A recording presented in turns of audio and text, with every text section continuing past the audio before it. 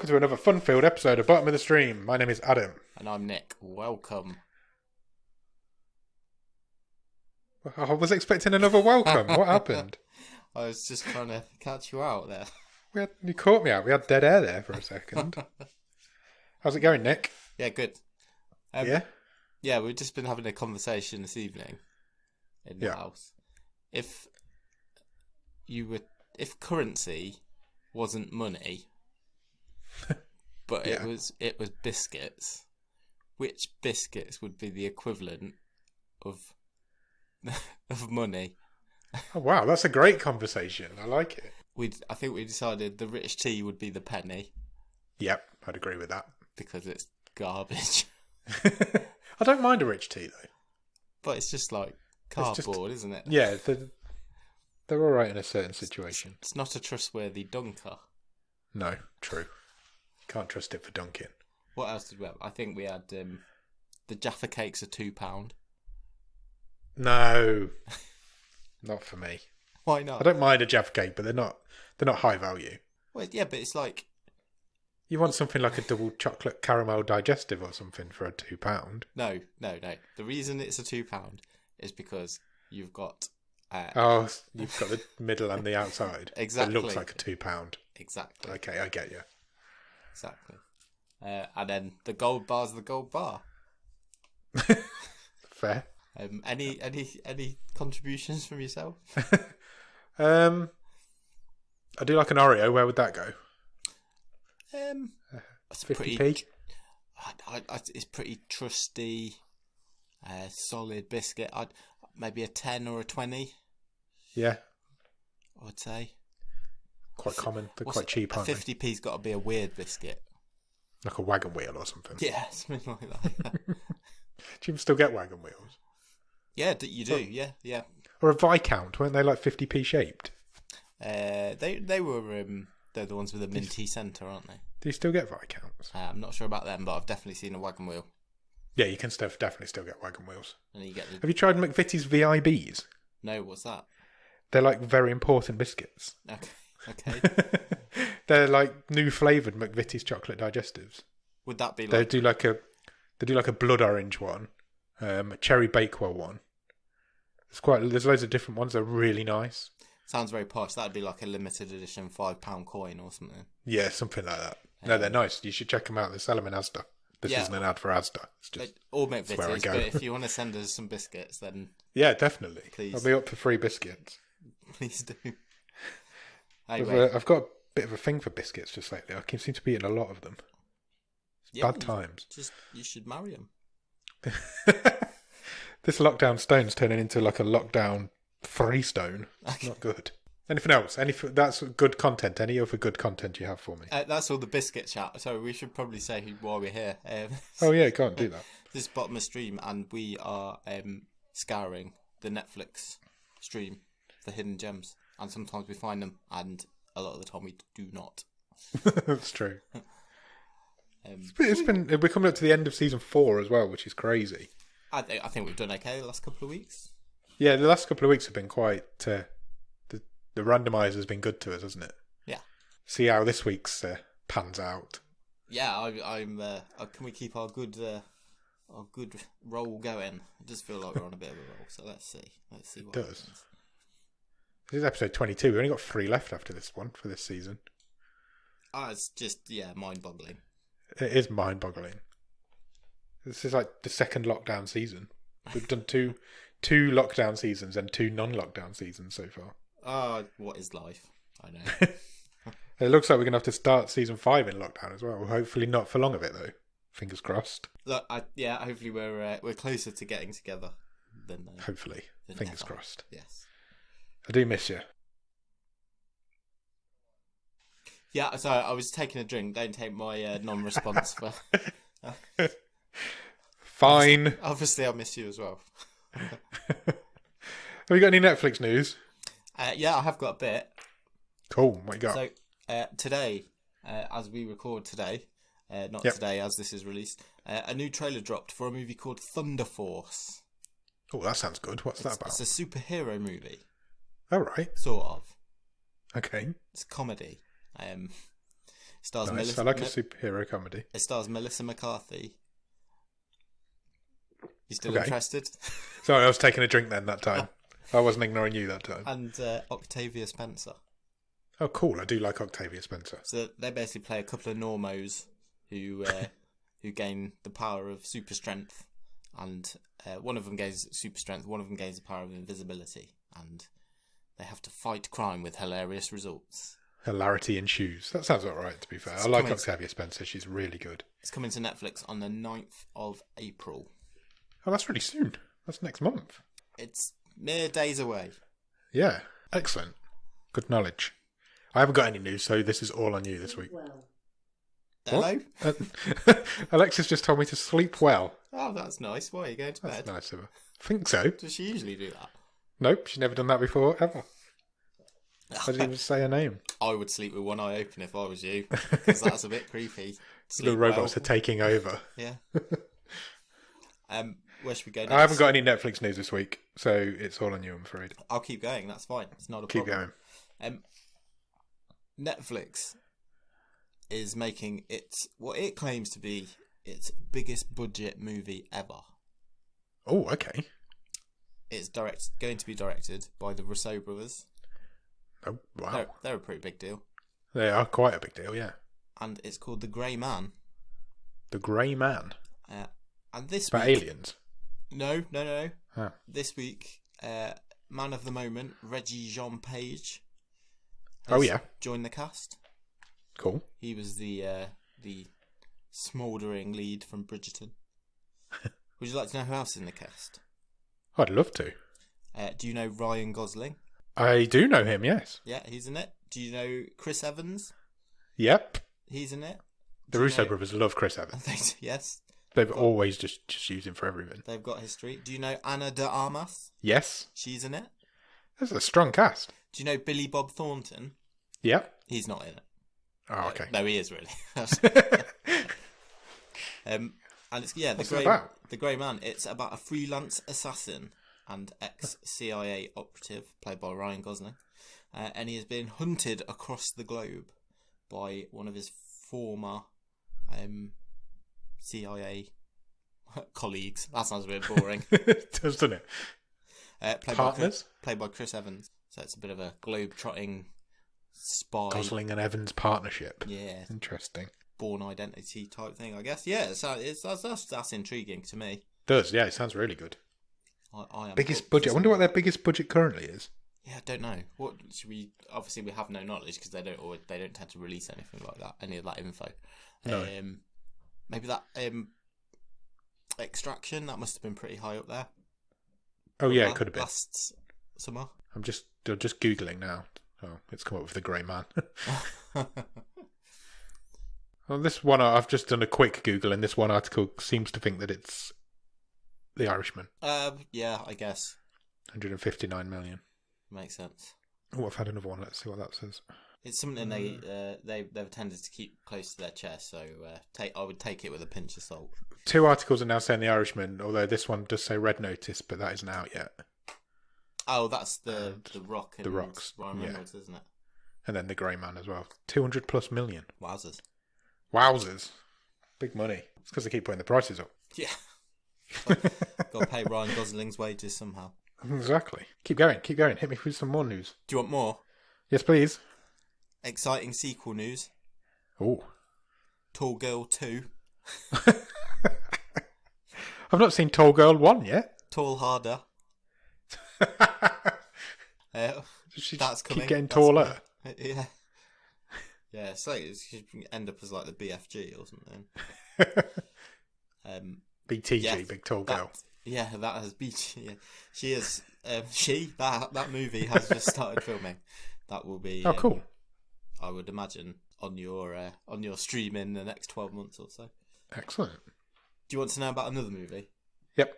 I mean, you're killing it with news tonight. Might be a bit niche. That's what we're all about here on Bottom of the Stream. If you're interested in football, yep, and Italians or Italian football, then on the 26th of May on Netflix, you can watch. It's not a documentary; it's a drama, so it's proper actors and everything. You can watch Baggio, the Divine Ponytail. It's the dramatisation of the life and career of Roberto Baggio. Wow. I thought you were going to say like it's a film about his ponytail. Oh, that'd be amazing. It's like starring somebody has his ponytail. His like sentient ponytail. Yeah, like a cartoon of Roberto Baggio's ponytail would be really funny. So yeah, that sounds interesting. He's still. Did he have a brother? No, I don't think he was his brother. They played it together, didn't they? Was it Dino? Yeah, but they're not brothers. I don't think so. Oh, okay.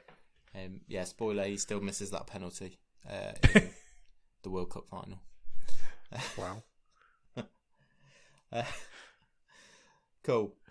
I think that's about me newsed. You think you're newsed out? I have got one more, but I'm going to seamlessly link it when we talk about Golden Globe winners. Okay, cool. Shall I do my list? I've got a list. Okay, cool. Let's have a list. Shall I do that? I'll do like a list. You know I like a list. The Independent have written a list this week. They're like professional list writers. It's their job. It's what they do, isn't it? It's 15 films and TV shows to avoid on Netflix. Oh, this is right up our street. Yeah, that's what I thought. That's why I thought I'd go through it. It's pretty up to date as well. So it's been written this week. Maybe we should take this as a challenge. I don't know if it doesn't mention that it's in any order. I think it's just a list of 15. It doesn't seem to count down. So okay. The first one, something we've both seen, is Death to 2020. Okay. Disappointing, according to the Independent. I mean, I enjoyed it. I quite enjoyed it, and maybe, it isn't quite what some people were expecting, but if they think that's bad, then they've had a very charmed life on Netflix. That's all I'm saying. Apparently, it's a mess that can't make up its mind whether it's British or American. Why does it have to be either? I don't know. It's just about news, like world news. Yeah. The next one on the list is Capone. Now, that only came out last week. Okay, never seen it. It's Tom Hardy's new gangster film about the later stages of Al Capone's life. Okay. One Netflix user branded this as terrible, and one calling it arguably one of the shittest films I've ever seen. Next on the list is 365 Days. You know that thing that flopped last year and didn't stay at number one for like most of last year? Yeah, exactly. It was, in fact, I think when we did our most... I think it is like the most streamed thing on Netflix ever, or something along those lines. It was. Yeah, okay, fine. But is that a critic snobs? I mean, I've not watched it. I'm not really interested. But apparently, 95,000 people signed a petition to get it removed off Netflix. Yeah, and how many millions watched it? Exactly. Multiple times, I'm sure. The next one on the list is Emily in Paris. Okay. Again, this apparently should hit. A huge hit. This is where I'm going with this list. I don't know if you've noticed yet. According to this should be on your number one to avoid list. Okay. Coming back for a second series, isn't it? So it is indeed, yeah. So it can't be. It must be pretty bad. Screw you, Independent. The Independent's critic Ed Cummings said that it should be avoided by anyone who is French or has been to France or has ever eaten a croissant. Okay. This one's interesting because this one's appeared on our show. Oh, here we go. This is the good stuff. Handsome, a Netflix movie. Okay. It's fine. Well, it's very niche and very not in the same vein as the rest of them, but it's good. I remember it being really funny. Definitely parts of it were. I mean, again, grading on a curve here, it is nowhere near the worst thing we've seen. No. They described Jeff Garlin himself, not the film, as a comedy zombie. And the film is lethargic. That's kind of the point. Yeah. I feel like they're missing the point completely. That is the joke. However... He's a lazy detective. Yeah. The next one on the list we do agree with is Sierra Burgess is a Loser. Okay. Comes across as cliched and seriously warped moral values. Which is pretty much what we said. There's no arguing that, is there? There's not. That does deserve to be on the list. Next one on the list, I don't know if you've heard of this, but Riverdale. That hugely successful teen drama that everybody watches. And... its appeal, from what I understand, is the fact... Well, part of its appeal is that it's absolutely bonkers and is nothing like the show it started out as. According to this It's all article, like Twitter death user... cults and stuff, isn't it? I love this. Twitter user Jody described this as, just don't. I'm seeing the research going into this article, maybe don't falling know down a bit if here. Jody is at Jody, or I'm not sure. She could get a lot for that handle if it is. The next one is The Last Airbender, which...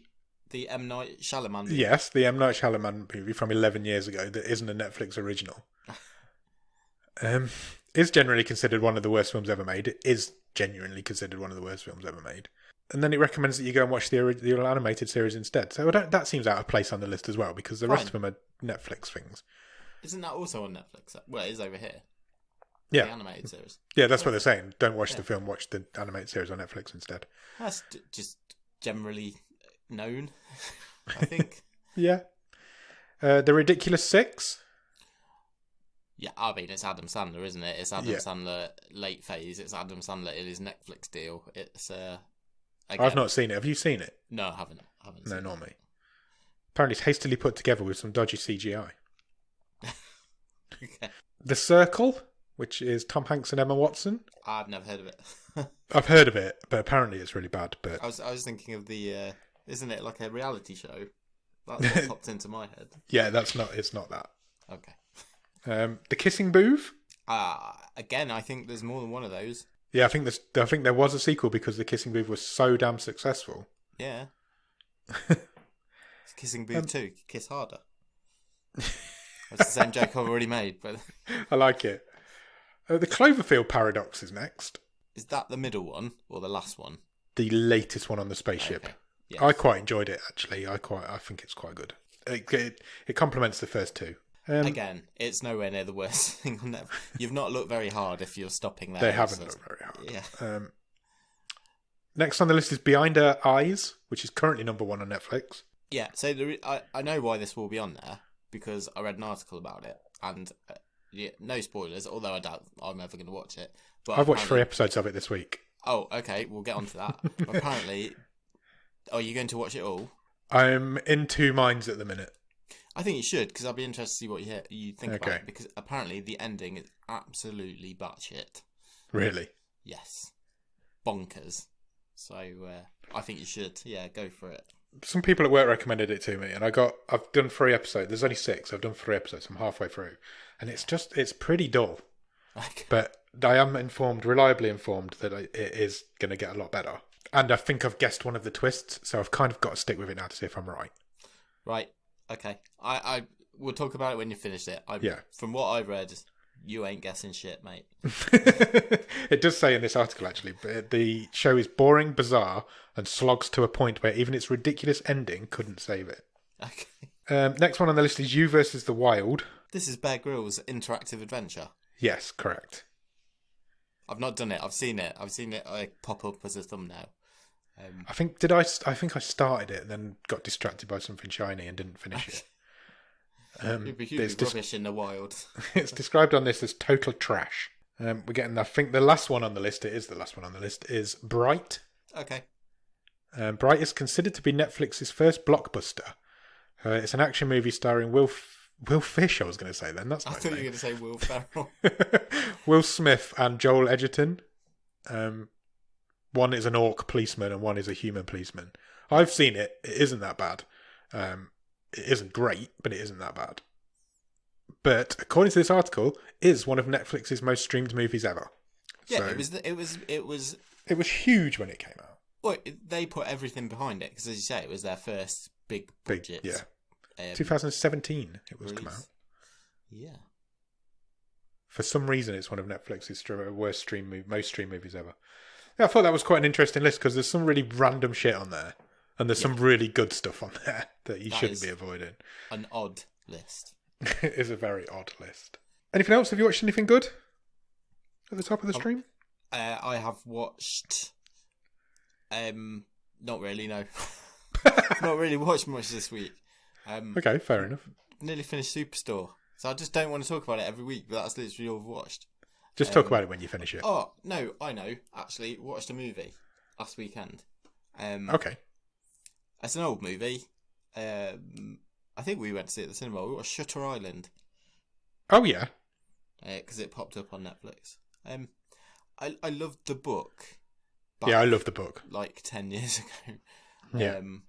And was really excited to watch it as a movie. I didn't really like the movie. Not me. And thought, oh, I'll give it another go. Because I haven't seen it for 10 years. Because it's 11 years old, unbelievably.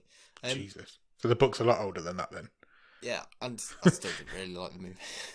Really? Yeah. I remember not liking it when we went to see it. It's Leo DiCaprio, isn't it? Yeah, he's really good in it. Yeah. Well, I haven't seen it since it came out, so... Yeah, it just didn't quite have the oomph and the impact that the twists and turns that whereas the book felt full of twists and turns, the movie felt pretty straightforward. And I don't know if that's because I already knew the book. Maybe I'm sort of... The book is really good as well, and it doesn't live up to the book. Yeah, that's literally all I've watched. How about you? I watched a short documentary. I don't know if you've seen it or heard of it. It's called The Long Shot. Okay, no. It's on for 40 minutes. It's about a man who gets arrested for a murder that he didn't commit. Okay. And he manages to prove his innocence because he accidentally appeared in the background shot of a scene from Curb Your Enthusiasm. Yes, I'm aware of this story. Coincidentally shot at the exact same time as the murder took place. Was he at Dodger Stadium? Yeah, he was. Yeah. And you can see Larry David walking down the stairs, and this guy walks straight in front of him. And the chances of it happening must be astronomical. Yeah. And it's a crazy story. And that wasn't what exonerated him, but the fact there was more stuff to it than that as well. That's where it started from. That was where the case kind of began. And once they could prove he was at the stadium, they could prove where he went afterwards. Is that on Netflix? Yeah, it's on Netflix. It's called The Long Shot. It's only on for 40 minutes. Cool. It's a few years old. I think it's new to Netflix, but I don't think it's new. But it's quite interesting. It's a phenomenal story of how the coincidence of it happening are unbelievable. Yeah. But yeah, check it out. I love that. Yeah. It's interesting. I've just thought I did watch something else. Okay. I'm going to mention Disney Plus though briefly, and it's not what you think it is. I've watched something on there as well. Yeah, I watched this week Pixar Popcorn. Okay, what's that? Which is a series of shorts, right? But I'm not talking about like the shorts you get before a Pixar movie. So it's 20 minutes long if you watch them all in a row, and there's 10 of them, so they're literally only a minute, 2 minutes. But they're all little skits almost, but they're from Pixar movies, like the blockbusters. So there's like 3 from Toy Story. There's even one from Soul, and there's one from Finding Nemo. They're really nice. My kids loved them. Just really, really good actually for 20 minutes of your time. Yeah, I thought they were excellent. I'll check that out. The best ones actually, the best couple that I really made me chuckle were the Keegan-Michael Kay and Jordan Peele, who played Ducky and Bunny in Toy Story 4. Yeah. The highlights of that movie. Yeah, and they're the best. They're the best 2 of these shorts. It's basically just them doing a couple of sketches from their sketch show. Oh, cool! But in their Toy Story 4 characters. Really, amazing, really good. For 20 I'll check that minutes, out. I'll definitely go check that out for 20 minutes. That's definitely worth doing. Excellent. I started watching Love Victor on there. Oh yeah, which is the TV show sequel to Love, Simon. Yeah, what do you think? There's only 3 episodes on there. Even though it came out last year, they're weekly releasing it, which has annoyed me. But it's all right. It's very much in the same vein as the film. So if you're into that sort of thing, I really love Simon, so I thought I'd check it out, and yeah, it's all right. The first 3 are quite good. The characters are interesting. What more could you want? Exactly. Right, shall we? Have we got anything else, or shall we move on? I think we do just need to touch on the Golden Globes. Oh, of course we do. Yeah. Talked about them last week because we humiliated ourselves last week. Did we not do very well? No. I don't think we got any. Shall I just run through a few? Yep. That I can vaguely remember us talking about last week. Best actor in a TV series. Yep.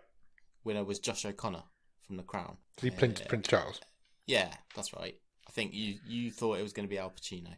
I did. And I'm not sure I committed. I think you agreed. Probably. Because I can remember we talked about Bob Odenkirk and kind of dismissed him because it wasn't the last season. If he doesn't win that next year, I'll be fuming. Yeah, surely. Best actress in a TV series went to Emma Corrin from The Crown. Princess Diana? Yes. Yeah, okay. Where I think you went for Sarah Paulson. I did, yeah. I went for Emma Corrin, definitely. You did. Oh, yeah, I did, definitely. Best TV series, which you swore down was going to be The Mandalorian, and I said you were crazy. Went to The Crown. For some reason, I got into my head that they awarded the correct things to the correct people, but I don't know. I've known award season for a long time, and that's never happened before. So, best TV series, musical or comedy, we got that right. Schitt's Creek. Schitt's Creek. I was so happy for them. They deserve all the awards that show does. Best movie, musical or comedy went to Borat's subsequent movie film. Yeah, we should have known that, really. I think you said Hamilton, and I said Palm Springs. Yeah, correct. Best motion picture drama, you went for Mank. Yep. No, I went for Mank. You went for The Trial of the Chicago 7. Correct, yeah, because you went for Mank. I changed it. And the winner we were both wrong. Yes, the winner was Nomadland. Which we briefly talked about because we were talking about the director, Chloe Zhao.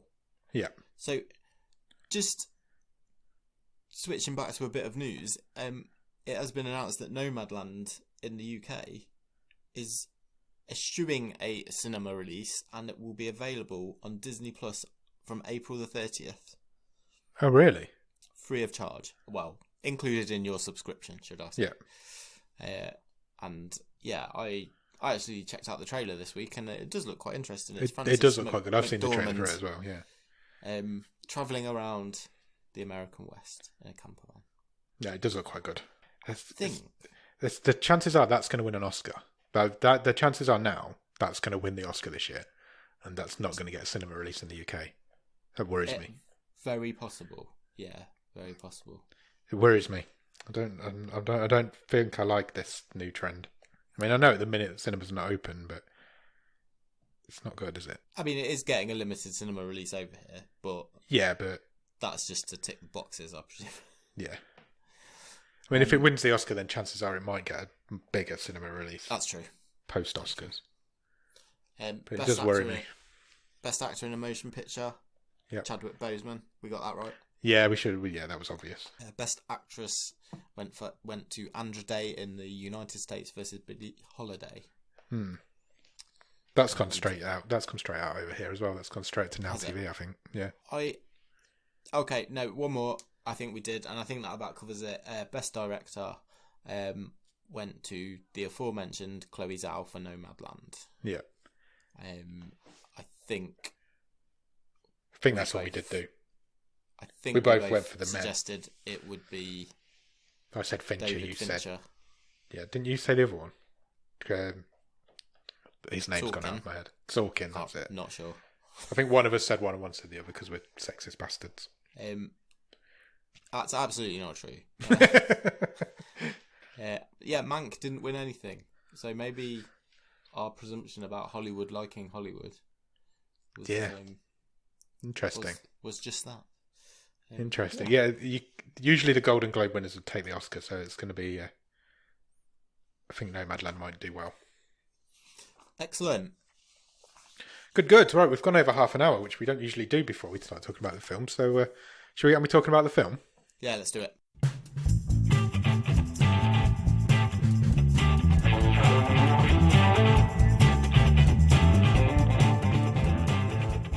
Okay, this week we watched a film called The Plagues of Breslau.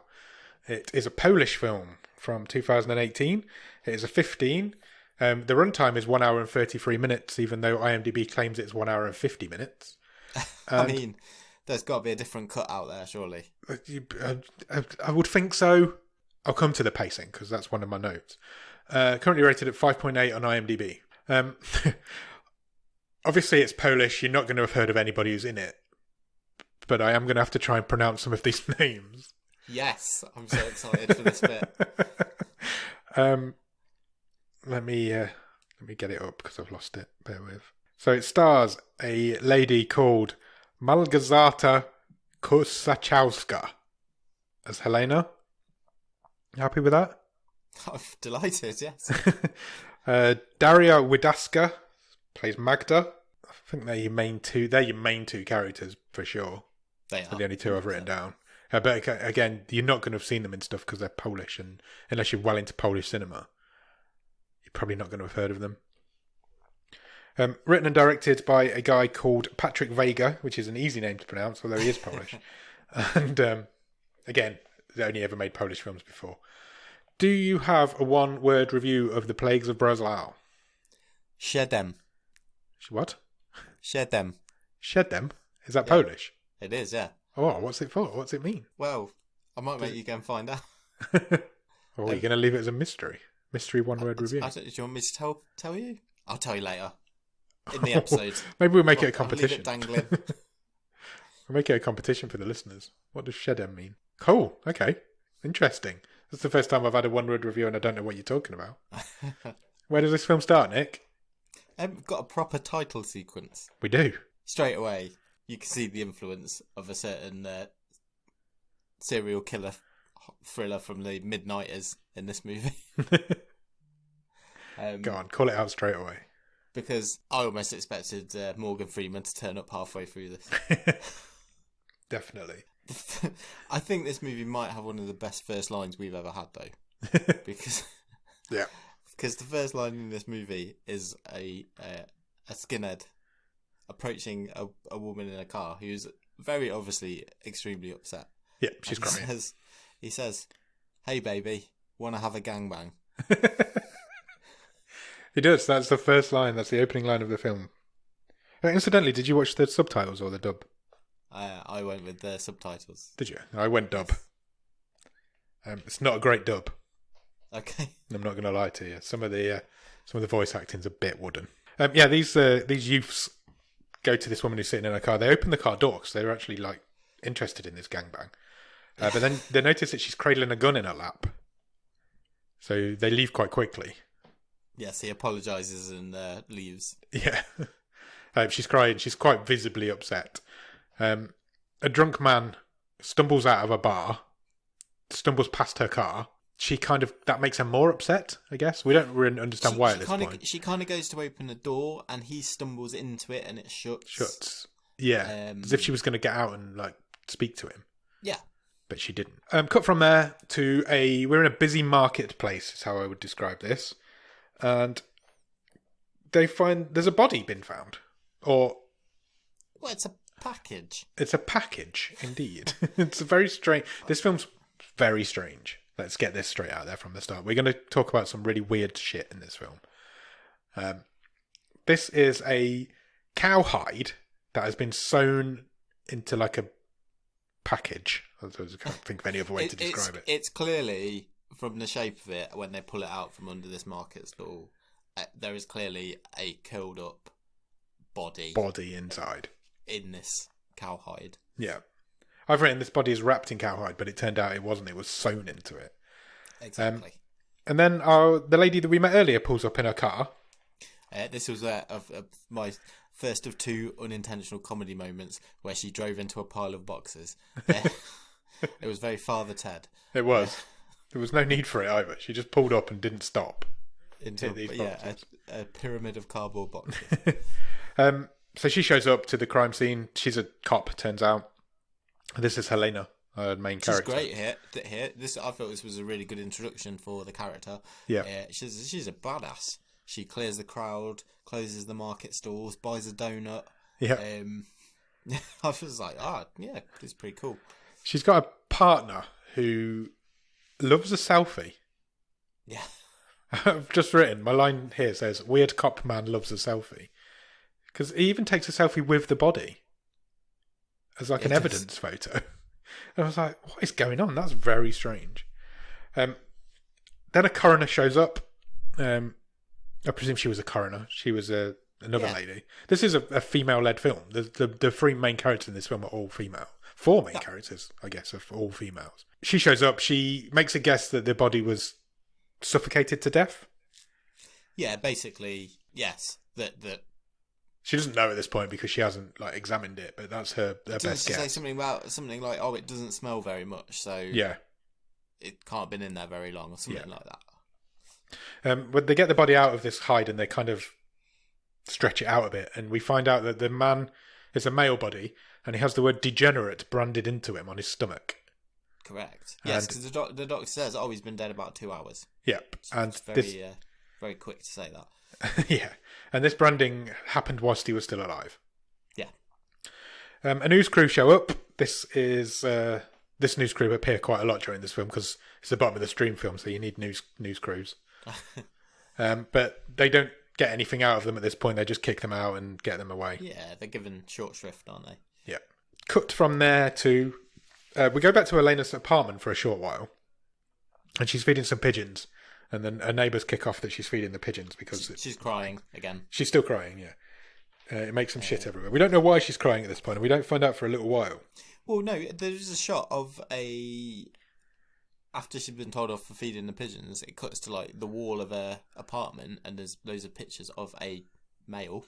Yes. So we're assuming that it's man related. Cut from there back to the body. They're in the morgue now, sure. And there's a montage of them opening them up. So as the medical examiner is medically examining the body, it is intercut with what happened to this guy, isn't it? Yeah. So he was branded when he was alive, as they rightly postulated. He was put in a cowhide, left out in the sun. As the leather shrank, he was suffocated to death. What a horrible way to go. We see it in grim detail. There's even a inside the hide shot of the guy. This film does not shy away from showing you detail. Oh, no way. No way. The autopsies are pretty... brutal. Detailed, aren't they? This one in particular, because you can see the scalpel going in, the skin getting ripped back. You get the top of the skull cut off, and it's not delicately like they normally are in films. This is they're going straight in with these knives and cutting this body up. Yeah, we're watching the Polish version of Seven, are we? Yeah, this is what this is. That's what this film is. 100% is what this film is. It's basically a remake. Helena and her partner go to meet... I didn't catch the guy's name who was her partner. Did you get his name? I'll just call him Selfie Cop all the way through this. I did later on. I think it was... yes, I will have somewhere. Okay, we'll get to it. Not at this point in my notes. It doesn't matter. He doesn't hang around for much longer. I want to say maybe Bronson or something like that. They meet with a farmer. This farmer's got a bull missing. They go to the only place that sells this particular cow. Yeah. Helena knew exactly what breed it's from because she grew up on a farm. Yeah. He has got a bull missing, he confirms. And they say, okay, we'll make a list of everybody you've sold to in the last year or whatever. And he's like, that's fine, you don't need to. I've only got one customer. Yeah. And we cut from there to a meat processing factory. This is another grim place. Again, yeah, it's filmed. It's yeah, well, it's cows getting chopped up. It's not going to be nice anyway, is it? No, it's cows getting chopped up in a big way. And it turns out this meat factories have a manager missing. Yes. So things are coming together quite quickly. This manager, everybody hated him who worked there. One woman is praying and happy that he's gone. Because apparently he was a bully. He even to the point where he makes them wear nappies so they don't have to go to the toilet. Yeah, so they can keep working. Yeah. As they leave that place, this film moves at a pace. There's a bit of a cute line because as they were sort of walking away, I can't remember which one of the cops says, where the hell do we go from here? We've got a hated man in a butcher's factory, an abattoir. Anyone could have done this. Yeah, literally anybody. I was just going to point out at this point, this film moves at a real pace. Normally we'll sit here and say there's a lot of filler in these movies. There's no filler in this. And it almost could have done with being an extra... We probably could have done with that extra 20 minutes that IMDb thinks it's got. It's 90 minutes long. There's seven murders. Yeah. It's a murder every, 12 minutes or something like that? Yeah, it moves so quickly. And you never get bored in this film. It's so fast. But that is at its detriment sometimes because you lose some of the detail. But I suppose we'll come to that as we get through it. As they leave the meat processing factory or the abattoir, Helena's watching her boss do a press interview. Yeah, it's like the slimy, drunk. Yeah, he was a strange attorney. old man, wasn't he? Yeah. They call him the prosecutor. That's the only name he gets given all the way through it. Oh, he's the district attorney. Was it in the subtitles? Yeah. Oh, yeah. The dub just call him the prosecutor all the way through. I thought there was a really weird name for him, so that's a dubbing issue maybe then. And he's basically gone on the news, as you say, and just blurted out every single detail about this body being in this cowhide. He seems to have a bit of a thing for the news reporter. And himself, because he wants to be. Yeah, he wants to be famous. Yeah. Cut from there to we change pace slightly, and we're outside some sort of stable area, and then suddenly there's a huge explosion, and a horse escapes. Yes. And the horse causes chaos in the streets because it's trampling people, it's barging people out of the way, it's causing traffic chaos. There's cars crashing into each other. This horse is. At one point, there's even horse cam. Yeah, we do. We get it from the horse's perspective. Yeah, the directors put a camera on the horse. Quite like that. And it's causing absolute chaos, and it's not stopping. It's spooked. This bomb has spooked it, and there's chaos ensuing. Helena gets the call on the radio, and just happens to be parked pretty much where it's heading. And she manages to calm it down. She grew up on a farm. Her and a partner split up because they don't know exactly where it is. Yeah. And she says, "Right, I'll go to the bridge. You go to the park." Yeah. And she finds the horse. It's on the bridge. Yeah. It turns out it's a racehorse. She makes that assumption quite quickly, or she knows that, and she realizes it's spooked by all the noise that's going on. So she turns all the sirens off in the police cars, and she manages to calm it down and horse whisper it, I guess. Definitely, yeah. And she radios her partner to say, "Don't worry, I found the horse, it's fine." And he comes back on the radio saying, "No, I've got the horse. What are you talking about? It's going crazy. Yeah, we're in the park. And there's a horse here." There's a lot going on here because as she talks to him, they find part of another body on the bridge. Yeah. But it's missing at least 2 limbs and part of its torso. Yeah. And it has the word plunderer written on it, or branded on it. Correct. So are we supposed to believe that this horse had dragged this half a body all the way the whole time? Yes. Because it was still tied to the horse. Yes. But it was shot in such a way that you didn't see that. So I guess that's quite clever. It was a bit. So I'm just like, I sat there and I was like, where's that body come from? And then I realised it was tied to the horse and we just hadn't seen it the whole time. But the problem was that sort of surprise was a bit negated by the fact that they went for the surprise. But for me, it was really confusing. Yeah, it confused me. I was like, they've just found this body on the bridge. Exactly the same reaction. And then it took me a few more seconds to realise it was attached to the horse. Yeah, and we just hadn't seen it. And it kind of negated the surprise a little bit. Yeah, because this horse chaos scene goes on for a little while. Yeah. So it was it was a bit strange, I guess. Cut from there to the park where Selfie Cop is trying to calm this other horse down. But does a pretty bad job of it and ends up actually getting stomped on his head. Well, so they're trying to calm it down unsuccessfully. So all these policemen have surrounded this horse. It is going pretty crazy. Yeah. It rears up. It kicks him in the head. Yeah. So it knocks him down. It then steps backwards, and this actually made me sit up and sort of go, "Ooh," same. Because it stamps on his head and his skull just explodes. And like we said, it doesn't hold back on the detail. It will show you that, and it is prepared to show you that. And then we see that the rest of this body is attached to this horse. Connected to this horse. So it's quite obvious what's happened. Cut from there to, I think it was the district attorney guy tells Helena that they're bringing in another cop to assist her. It's basically the Polish version of the FBI. Yeah. It's the CBS. Yeah. And this cop is a profiler, I guess. Yeah, this is now, we've had 2 killings. It's a violent crime profiler's coming in. Yeah, and your partner's gone down. So I guess it's still your case, but this woman's coming in to assist.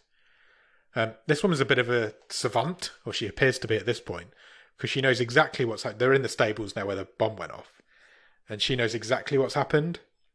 There's a nice joke, isn't there, when they first meet at the train station, because this new lady who's called Iona, Yeah.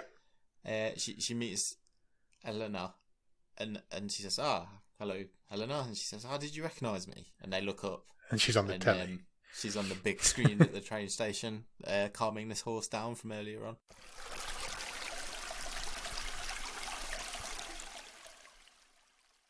They're at this stables now after they've met at the train station, and she instantly knows exactly what's happened. Because she Sherlocks it, doesn't she? She basically Sherlocks it, yeah, completely. She knows that it's black gunpowder that's caused this explosion. She knows for a fact that black gunpowder is legal in Poland, so they could have literally brought it from anywhere. She even knows how much was used. Yep, she knows how it was detonated with a series of mobile phones, cell phones as the trigger. And she knows for a fact that the man was tied up by his arms and legs to the two horses, and when the bombs went off, the horses bolted in opposite directions, which caused him to. We kind of got that. Yeah, we kind of knew that. But while she's explaining that, we see that. We see this man getting ripped in half from above. They're not holding back on showing us it. It was actually a really cool scene. It looked really impressive how they'd done it. Oh, it's maybe the sound effects makes you shudder. Yes, it's not a nice sound. She then gets rid, because like the FBI guys have turned up as well, but she gets rid of them. So it's Homeland Security. Is it Homeland Security? Because a bomb's been involved, we think it could be terrorism, and she just dismisses that because she lays out this theory. Yeah. And she says if it's black gunpowder, which it is, that's not illegal in Poland, so therefore it isn't terrorism. And that's the excuse she gives them to get rid of him. Yeah, so they both get to stay on the case, basically. Not hand it over to those guys. Yes. The news crew turn up again, and this cop basically beats up the cameraman. She throat punches him. Literally takes him out. Just drops like a sack of shit. And then she takes the discs out of his camera, and she's like, don't reveal any of this information. Because they'd shot a lot of footage of the half body on the bridge. Yeah, so she kind of dismisses them. She also notices quite quickly that both murders had happened at roughly 6 p.m. Yeah. And this is where it moved at too fast of a pace for me, because she also, and I get why this happened as well. I'm not going to make myself sound stupid. She also points out that in the history of this city, there was a week in the 1800s, was it, or something, that was called the Week of the Plagues. Yeah. It might have been earlier than that. And it might have been even earlier than that. And then every day at 6 p.m, a sinner was killed in full public view. And that happened in the history of this city, and it looks like it's now happening again. Do you want me to tell you what the sins are? Go for it. Degeneracy, pillaging, bribery, slander, oppression, and deviousness. Yes. And it appears to be happening again. And she jumps to this conclusion very, very quickly. And I'm going to say it again. It's 7. It is. We're getting a sin with every murder. Yeah. From there, they head to the hospital. Helena and what's this lady's called? Yvonne? Iona. Iona. They head to the hospital. They're told at the hospital that Helena's partner has a 0 chance of survival. I mean, I'm thinking it's a good news, bad news situation, because I'm surprised he's even in a hospital and he's still alive. I was as well. I've written in my notes the selfie cop's dead, and then I put, he's not dead, he's just in a coma.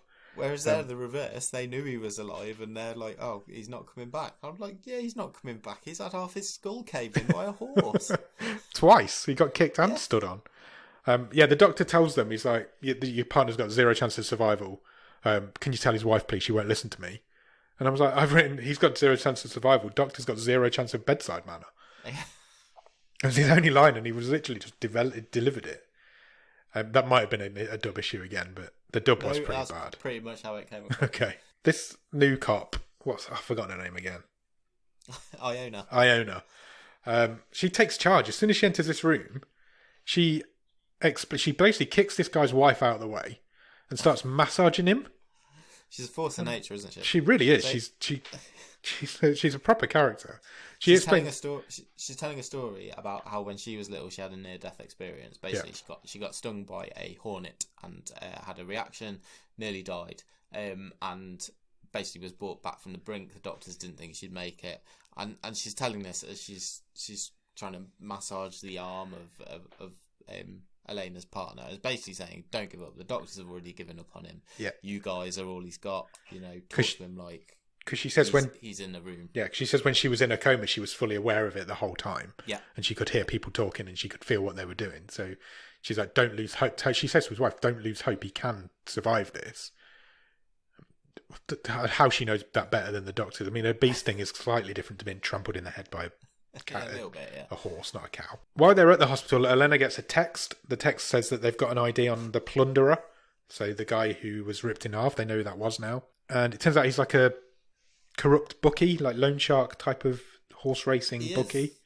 Yeah. So they head to the racecourse, straight over to the racecourse. And they meet a guy who knew him. He explains to them who he was, that he was... Again, he says this guy was an absolute... dick. Yeah. He was unscrupulous. He'd take money off lost causes, not give it back. Again, this guy was clearly being punished for his crimes. Yes. Again, that all comes out quite quickly at this racecourse. Helena explains to Iona that she is a trained vet. That's how she managed to stop the racecourse. The racehorse. And she also explains why she's so sad all the time. And it's because her fiancé was killed by a drunk driver. And this guy got away with it. He had political immunity, is what is said in my version. Yeah, I think that's right. And that's obviously caused a bit of a problem in her life, and she's very upset now. Yeah, so they have lunch, and Iona says, "Well, okay, fine. I'll see you at 6 p.m. tonight." Yeah, basically. The prosecutor, or the district attorney, as you know him, is on the news again. I've put here, he is not a well man, because he always looks like he's about to die at any moment. I thought for sure he was going to be one of the victims. Yeah, I did as well. At some point in this movie, he was ill, and also a drunk. Yeah, and he was allowed on the news all the time. It was very strange. We cut from there to an opera. So there's two men on the stage performing an opera. Meanwhile, Helena is at the library, and she's literally the same scene that's in Seven, where Morgan Freeman sits in the library and does all the research on Dante. Yeah, she is doing the same thing. She's researching all of these plague killings. Yeah, it's the same as Seven. And it's also 6 p.m. We know there's about to be another murder. And there is, quite quickly. There's a lady who's part of this opera, or we feel like she's part of this opera at this point, where she's kind of tied to a stake above a fire. Yeah. And then there's an executioner at the side of the stage, who again, all the audience assume is part of the show. And she sets this fire alight. She catches this lady on fire. The other actors... She burn. Yeah, she does. The other actors instantly realise that something's not right and lose their shit, which causes panic in the audience. The audience all run off. All the time this woman's on fire. But she isn't screaming. She's on fire and she is burning. But she's trying to scream. She's trying to scream, but is not screaming. Helena is close by. She gets trampled a bit, doesn't she? She's trying to get into the opera house. Yeah, she was waiting. She knew something was going to happen at 6, so she sat there with a radio on her lap waiting for the call to come in. And yeah, she instantly runs there. And she kind of, even though it's all happened a little while before now, she goes straight backstage and she's trying to find the person who did it. Yeah. And she calls Iona and tells her what's happening. And they both meet up backstage at this opera, and they kind of stalk around with their guns out trying to find this murderer. And they do find a man. They find a stagehand. Yep. Who says, I'm not quite sure what happens. I think I was knocked out on the head. Yeah. And locked in this cupboard or something. Yeah. Then we get a bit of detail on what's happened to this lady. So the perp had, as they describe him, had made sure that the woman only would burn. The set itself wouldn't burn because it was all doused with like flame retardant stuff, I guess. I don't know the exact detail. Basically put a flame retardant substance in a ring around the little bonfire so it wouldn't spread any further. Yeah, so he didn't want to cause any damage to the actual theatre or the audience. Yeah. But the woman obviously would burn, and did burn, quite badly. And also her vocal cords have been cut. There's a slit in her throat that has cut her vocal cords, so she couldn't scream, because the fireman explains that most people who die in a fire die from screaming because you inhale the heat and burn you from the inside out. So if you can't scream, it lasts longer and it's more brutal.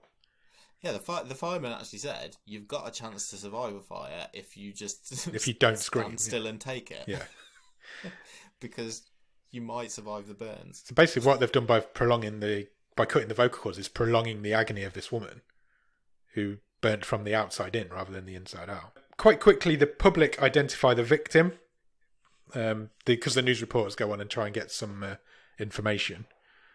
And it turns out she was a businesswoman who, I guess, was on the fiddle. And no, it's not quite what I got. So okay. She worked for the Treasury, so she's government. Oh, okay. So she's pretty. That might be me. Profile, I might have missed that. But she was known. Surprise, surprise. She was quite corrupt, and it was things like giving big companies tax breaks, this sort of thing, greasing the wheels, that sort of thing. She was so corrupt, she had the word corrupt branded onto her forehead. Indeed. I'm just going to let the cat out of the room. Okay. One sec.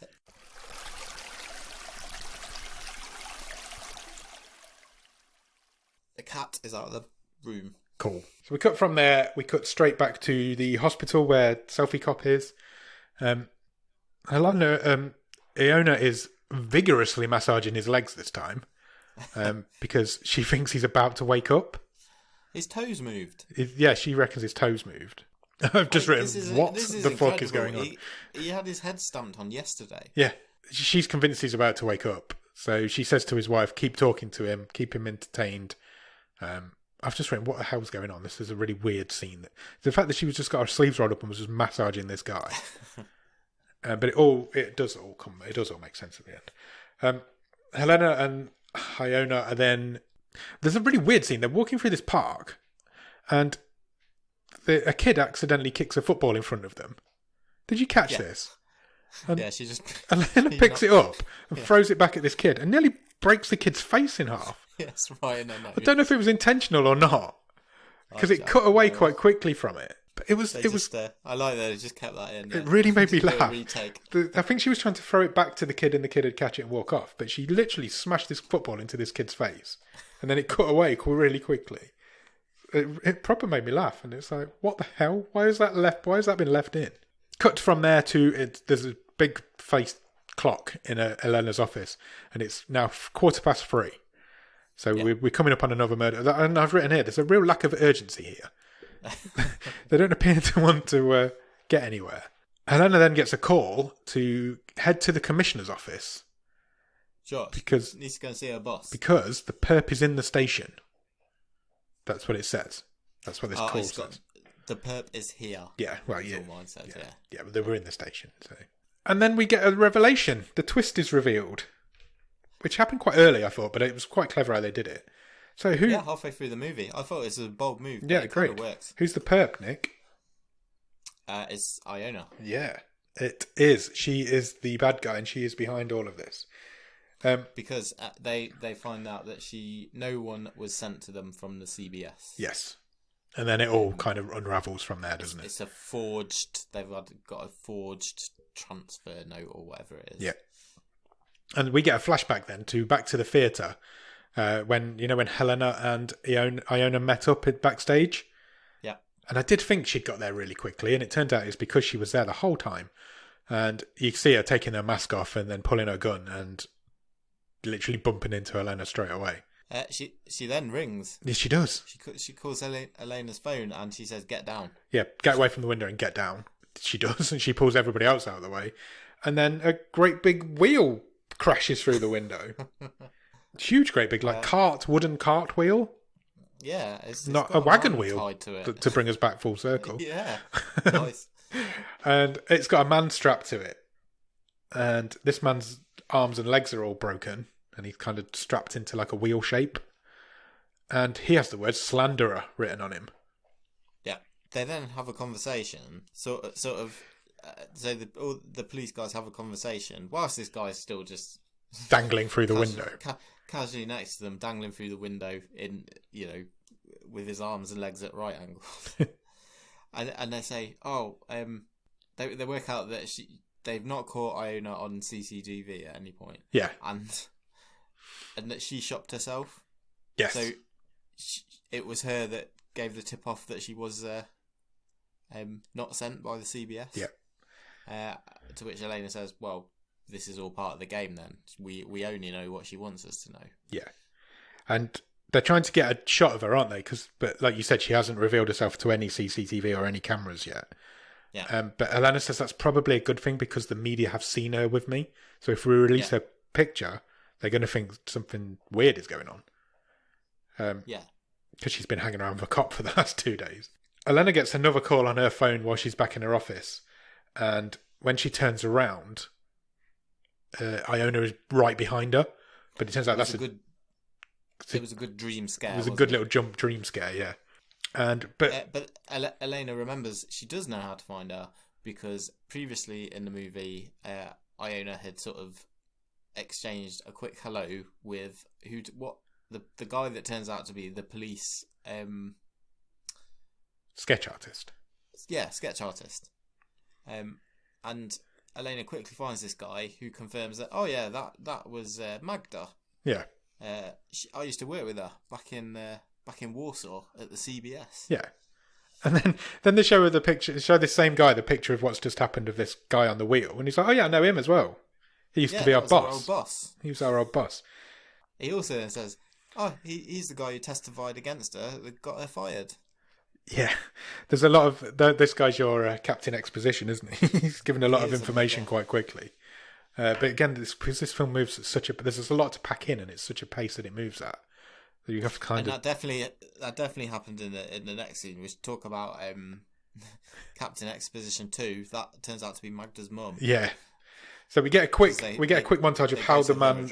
We get quick. Yeah, he does. But before that, we get a quick montage of how she killed this man on the wheel. Yes. So you see a sledgehammer in his arms and legs to break them, and then sledgehammer in his head to kill him, and then tying him to this wheel. This all happened at the police station. They realise she'd brought the man in alive and killed him there. Yeah, she'd had a delivery basically. Yeah, basically, which was him in a massive box. Yeah. So, like you say, yeah, we cut from there to the police raid the house that the man gave her the address, and it turns out it's well, I guess we call it a Magda from now on. It's Magda's mum's house. Yep. And she's there, Magda's mum's there, and there's 2 young kids there. Both the kids are disabled. Yes. And it turns out, according to Magda's mum, that it costs €1 million a year to look after these 2 kids. Correct. 500,000 per child. Per child per year. It doesn't cost that much. That's how much the treatment costs. Yeah.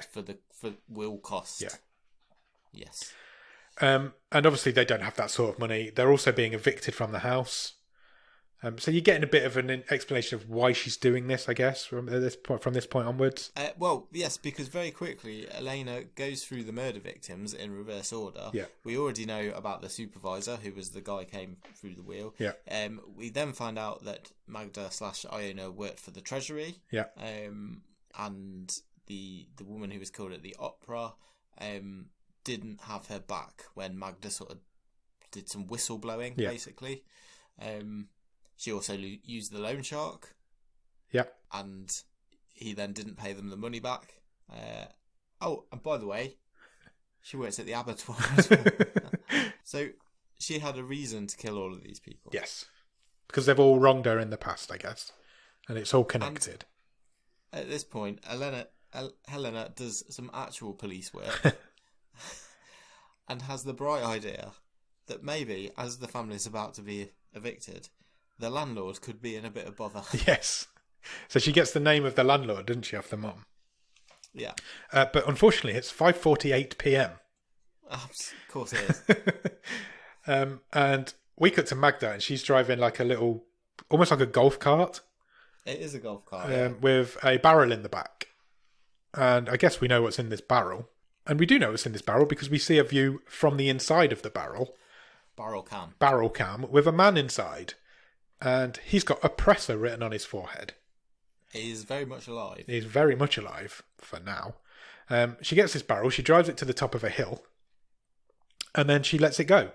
And she rolls this barrel down this hill at fucking full pace. Again, taking out people on it as it goes down. People are diving out of its way. People are getting run over by it. this is my second unintentionally comic moment, was some of these people trying to avoid this barrel. There was one guy in particular who just stood there, clearly could have gone out the way, and he was like, "Oh, this barrel. What do I do?" And the way it was shot was like, it's slowly coming towards, and I can't. Well, it wasn't travelling slowly, but the way it was edited, it was like he had more than enough time to sidestep out of the way. There was a couple when the horse was bolting as well on the bridge, because one bloke just jumped out of his way and put himself straight through a car windscreen. Yeah. I'm like, you could have just stepped out of the way of it, but he literally dived through a car windscreen. And look, I get that stuff. It's low budget. That stuff's tough to do. Yeah, it isn't is. it? Agreed. You can forgive it. But there was a couple of laughs here for me. Yeah. It does. It takes out a few of these people. It picks up speed. We get the in-barrel cam again, and you can see this guy's being bashed around inside this barrel. There's blood flying everywhere. Pounded. Yeah, he's getting destroyed. It gets to the bottom of the hill and gets hit by a car and rammed into a tree.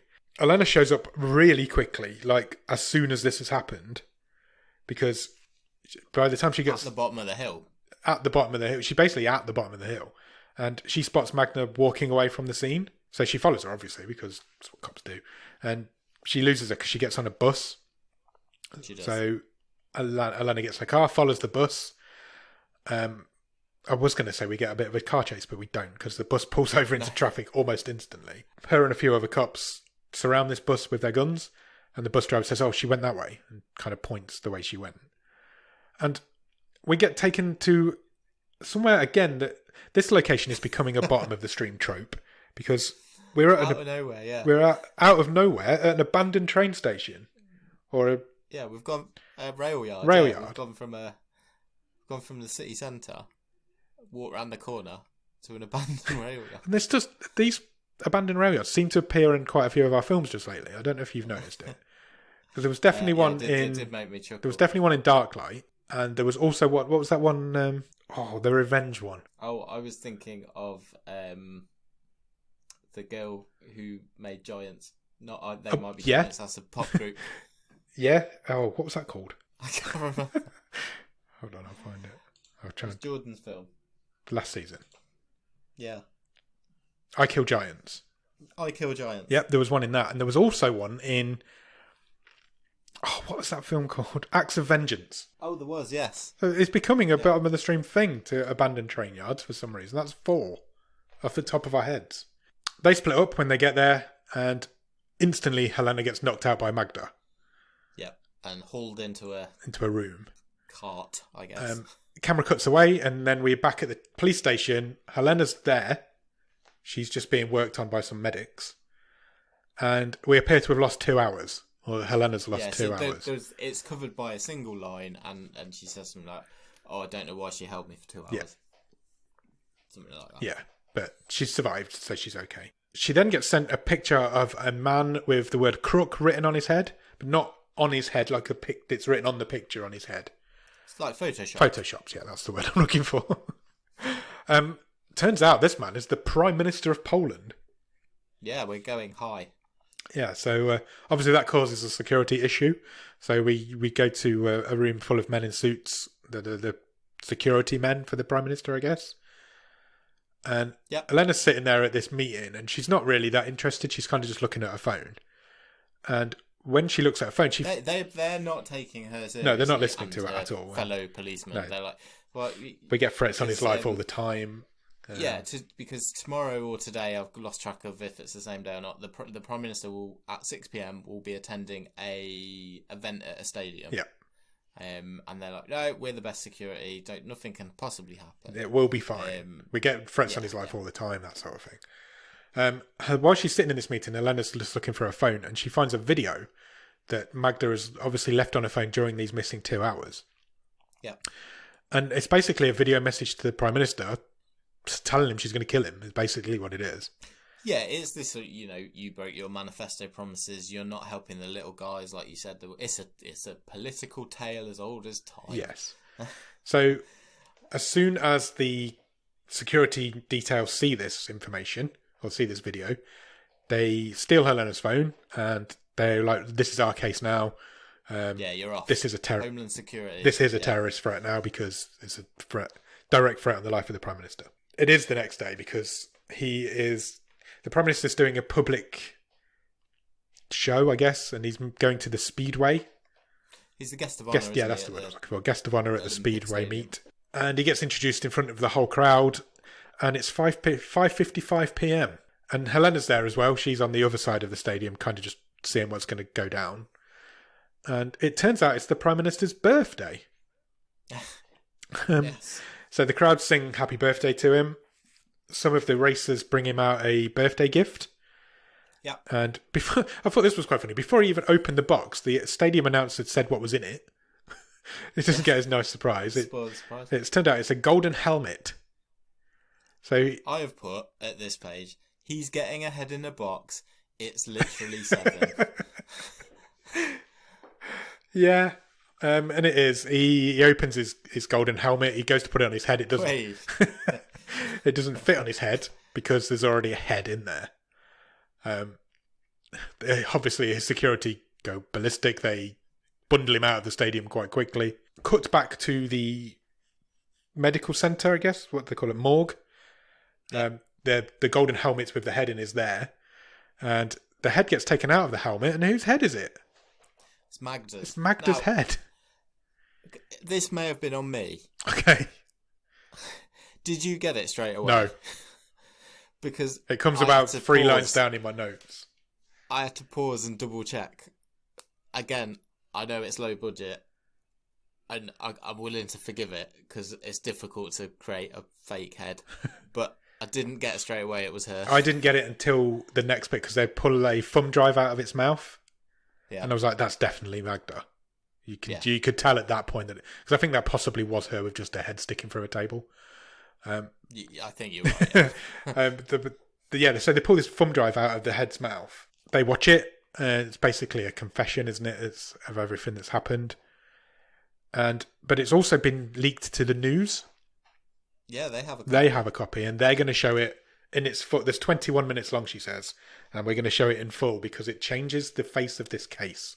Is how the news reporter describes it. Yeah, it's basically pinning. She's saying all these murders are at the door of the Prime Minister. Yeah, it's down to you. She wants him to explain to her kids why she's now dead. But it is a mystery. There's a mystery left in this film of who killed her and who put her head in the golden helmet. Exactly. And somebody literally details that. Somebody says that. It is a mystery who killed her and put it in the helmet. Yes. And as that is being said, we get a tight zoom in onto Helena. On Helena, who is sitting feeding the pigeons. And then we get a flashback to our 2 missing hours. So it cuts back to when Helena was taken out by Magda in the train station. Yeah. Cut from there, she's tied up to a chair. And there's also a guillotine in the room. A massive full-size guillotine. Yeah. Magda basically says it's an insurance policy that will pay out when I die. But obviously not if it's suicide, so you need to make sure that it isn't. She says, I've got a big enough insurance policy to look after my kids. Yeah. It will afford the treatment that they need. I just need your help to finish this off. And she gives her the whole life story, doesn't she? And she says to Helena, look, you're tied to the chair. It's a loose knot. You will easily get out of it. But I can't finish this without your assistance. And she says, and I know you'll do it because I've been watching you for a year. Yeah. And she knows. And she says, I know you've got it in you to do it because I know what you're planning to do to the man who killed your fiancé. Yeah. Who I guess now is the drunk man from the very beginning of the film. And that's why she's chosen her. She says there's a video on your phone that's got instructions that explains what to do with me after I'm dead. And then she gets in the guillotine and guillotines her own head off. We're coming right to the end of the film now. Selfie Cop is awake. He's now woken up. He's absolutely fine. Doesn't appear to have any. Well, he's got some ill effects because he's a bit angry. Yeah, he's thrashing around in the hospital. Yeah. We get a bit. The end of this is a bit like the. Can I just say before we move on, it's an incredible recovery. Given, I must say, 4 days ago he had his head stomped in by a horse. It's a bit like that guy who got shot point blank from a shotgun a few weeks ago. We're seeing a thing about miraculous recoveries just lately. And then we get, it's a bit like the end of Saw now because it cuts back through the film to show you all the stuff that Helen has done to set this up. So Yeah. she sent the picture to herself of the Prime Minister with Crook written on his head. She manages to get into the stadium with the head in a bag. Yeah, she walked in there pretty She easily. did, yeah, straight past the Prime Minister's security. She manages to find the helmet in a room on its own, and puts the head inside. And she also sends the thumb drive to the press. And that's the film. That's wrapped up in a nice, neat little bow. We cut back. The very final scene of the film is the drunk man who we met earlier, very beginning of the film, goes back to his apartment. He's still drunk driving. Still drunk driving because he pulls up in his car. Staggers out of his car. When he gets into his apartment, Helena's there and she pistol whips him and takes him down. And then the film ends. Overall, what are your thoughts, Nick? I had a great time. It's so much fun. A real surprise. Yeah. It's a little hidden gem, this one. It absolutely flew past. It really did. It moves at such a pace. I can't describe to you how fast it moves. Too fast. There was so much happening. There was. And there's guts everywhere. There's brains. There's spleen. There's... Oh my word. It is visceral. It really is. I would have been happily took another 20 minutes of it. Maybe even half an hour. You could do that, but then you are just making 7 if you slow it down. True. That's true. You know... But they are just making 7 anyway. They are, but for like, it's like an ADHD version. I've only seen 7 once, and that was a very long time ago. And even I picked up. It's one of my favourite films. I think I even named it in our top 10 in our first Christmas. Yeah, I think you did. We did with Grief Burrito. I love that film, and this is that on speed. I've only watched it once, many years ago, and even I picked up that it was basically a remake. I was like, so, but it's different enough for it to be not just a parody, but it's really good. I mean, 7 is 26 years old this year. Yeah, so wow. It's fine. You know, the performances are pretty good. It does have its laugh out loud moments that aren't supposed to be there. It is a bit shonky, but I think it's the best Polish film I've ever seen. Completely agree. Don't you think the shonky moments add to its charm a little bit though? Because it's not.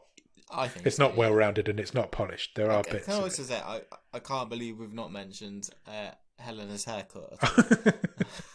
Yeah, her hair was a very strange design. Because it isn't an all-timer. It is. I don't even want to describe it. Maybe we'll just put a picture in the Discord and let people debate whether it's a nice haircut or not. You can't not... look, a lot of people won't like this because it is gory, it is disgusting. It's proper fist. When that guy gets ripped in half, they leave no detail. You see everything. It is pretty stupid how, inept the police are just to... move the story forward a bit, but it flies by so quickly. You'll have a good time if you remotely like this sort of movie. It's bonkers. Agreed. It's I just think about the 3 movies we've seen the last 3 weeks, and that's why I love doing the show. It's like there couldn't be 3 different films, could they? We've gone from a teen coming out movie to a zombie musical to a gory serial killer police movie. 7 remake. We've gone from America to Scotland to Poland. Brilliant. I love it. It's what we do. It's what we love about this show. Do you want to talk Stream Table? Yeah. Did you want to have a guess at what shed them means? Go on. It means 7. Yeah. Should have got that, shouldn't I? That's terrible. That is terrible. I should have got that. I'm disappointed with myself. Do you want to talk Stream Table? Yeah, let's do it.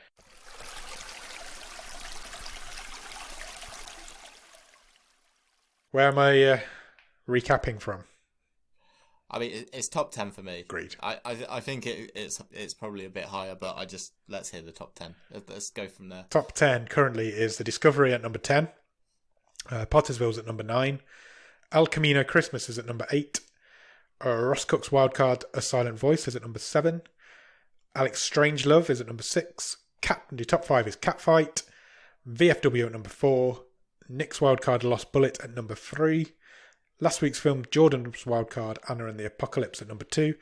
And Sam's wildcard, Caliber, still at number 1. I'm pretty high on this. Me too. It's that old thing of I had a lot of fun, and it might end up being higher than some films that are better than it. Yep. But this is just wild. This is a wild ride. It might sneak in the top 3 for me. I might even go higher than that. I don't know if this doesn't deserve to be at the top. I'm not sure. I don't know if I can because go there. If I was going to watch one of them again, I would pick this. Now you're not an aficionado of cop films either. Not at all. Not at all. I don't really do them. Like I say, I've only seen 7 once. For me, it's between this and Caliber. I think it's better than Lost Bullet. Yeah, I think I would give it. Anna and the Apocalypse is a lot totally of fun. Different. Technically, it is probably not as good as Lost Bullet. I'm thinking like that fight scene in that police station. You've got obviously the sort of car stunts as well. Yeah. But we're not looking for best films. We're looking for hidden gems. I like a surprise, and this was a blast. It was. It's a better film than Anna and the Apocalypse. Anna and the Apocalypse is possibly slightly more fun. I found myself listening to the soundtrack of Anna and the Apocalypse as I walked to my parents' house the other day. I put it on. I put it on as I was walking, and I had No Such Thing as a Hollywood Ending blasting out in my ears. I can get on board with this being third. I can get on board with this being second. It didn't fall away like I felt Anna and the Apocalypse did last year. Last year? Last week. I think it's a better film than Anna and the Apocalypse. Man, I mean, I hadn't, to be honest, considered it going top.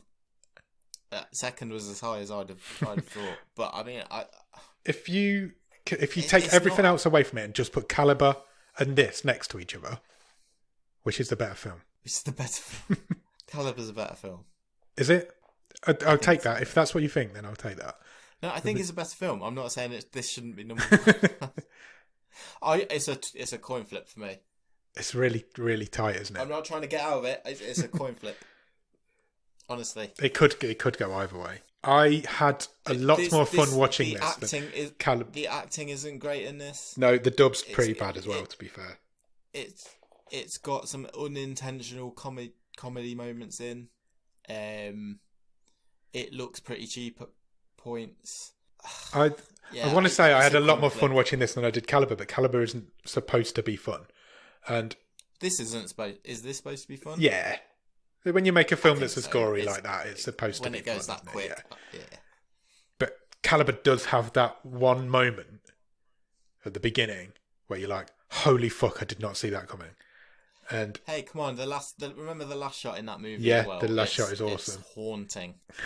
It's a coin flip. It is a coin flip. Honestly. I think, like you said, Caliber is a better film, but this one's more entertaining. So it's where do you put them? I think Caliber probably does have to stay at number one.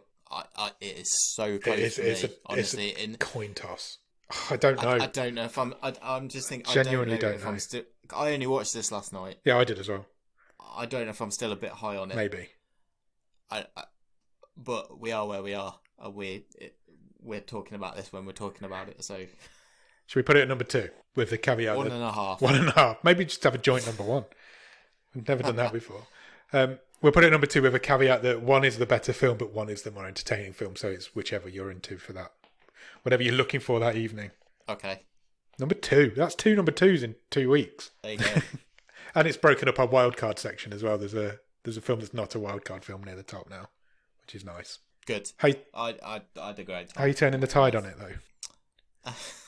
That is tough. I just want to make it a little bit longer, but I don't want more time to breathe. Yeah, but I don't want the pace to alter. I want a longer film, but still keep hitting me in the face with shit. Yeah, because it was a bit of a cop out that they were like, there was a week of murders, but they had Sunday off. So because they did say that's exactly a line from the film. So yeah, put me another murder in the middle. Give me another one. I really liked the reveal being halfway through. Yeah, that really worked. You know, I think if that twist had been at the end, Yeah. I don't think we'd have liked No, this you're as right. It much. wouldn't. It would have been that old complaint of that you're throwing too much at the end. You get the first half where you're trying to guess who the perp is, and the second half of understanding why this person is doing what she's doing. Yeah, it was a good balance. It really worked. I wouldn't be surprised if it's almost exactly halfway through as well. I think it pretty much was. I don't want to recast So it. I don't want to remake it. Wouldn't change that. Just make it a little bit longer because it's so much fun. I'd disappointed when it ended. I guess maybe give some of particularly our two leads, maybe give them a chance to do some proper acting. Yeah. There's a lot of reacting going on to these ridiculous situations. True. There's probably you could give the lead there a bit more to work with on the old the trauma of losing a fiance. Bit more time to breathe. You could probably you're probably right. An extra 10 or 15 minutes. I think it might have pushed it to the top if we'd have done that. It's the character piece, isn't it? That's the bit it's missing. Yeah, agreed. So, should we pick next week's film? Yeah, let's do What it. do you want? What are you looking for? What haven't we had recently? I'm not sure. I want something a bit calmer. We haven't had a horror for a while. Recently. I mean, in a way, that was this. Yeah, but you know what I mean, like haunted house type horror. I don't want any more ghosts this season. Shall I just press the button and we'll see what we get? Yeah, after DeadCon and Malevolent. I don't want any more True, ghosts. that's fair. Right, I'm going to press the button. Are you ready? See what we get, yeah. It has picked a film called A Red Dot. Oh, okay. Any ideas? Yeah, I do, because the randomizer works in strange ways. It does indeed. Very random. I put this on. I put this on the long list only a week or two ago. Oh, really? Yeah. Oh, it's brand new. It only came out this year. Oh, I didn't realise that. It's brand new, Okay. according to IMDb anyway. It's foreign. Again. Okay. 2 weeks in a row we're doing a foreign film. This one's Swedish. Oh, brilliant. Okay. Do you want to know the synopsis? Yes, please. When Nadia becomes pregnant, they make an attempt to rekindle their relationship by travelling to the north of Sweden for a hiking trip, but soon their romantic trip turns into a nightmare. Okay. Brand new film, 2021. It's 15, currently rated at 5.5 out of 10 on IMDb. It is a Netflix original as well. Nice. Excellent. So yeah, go out and check out Red Dot. And in the meantime, check us out on Instagram, Twitter, and Letterboxd. The username is all the same. It's at BOTS_podcast. Facebook.com/bottom of the stream. Our email address, if you want to get in touch, is bottomofthestream@gmail.com. The website is bottomofthestream.com. On there, you'll find every episode we've ever recorded. You'll find all the stream tables. You'll find some information on the Botskas from last year, which is coming up again very rapidly for this year. You'll also find some merch. Also join us on Patreon, patreon.com/bottomofthestream. On there for a couple of quid every month, you can get some early access to the episodes. You can get some bonus episodes, get some stickers if you want them. Nick writes a newsletter every month. If you come in at a certain level, you'll get a wild card, so you can pick the films that we choose. And also, come and join us on Discord, because we're having so much fun over there. And the link to the Discord will be at the bottom of this episode's show notes. Yep, come and talk to us on Discord. It's a lot of fun. The other thing you could do, which really helps us out, is to leave us a review anywhere that you can review podcasts. That could be on Apple Podcasts, it could be on Podbean, it could be on Podchaser, or it could be on Spotify. I am not going to say brand your podcast review. I am going to say leave us a podcast review, even if you wanted to, in Polish. I had an amazing long weekend a few years ago in Poland. I had a great time. Went to Krakow. Nice. Heartily recommend a visit to Poland. But don't get tied to any horses while you're there. No, please don't. Excellent. So yeah, do that and go out and watch Red Dot. And we'll come back next week to talk to you about it. Cheers. Bye.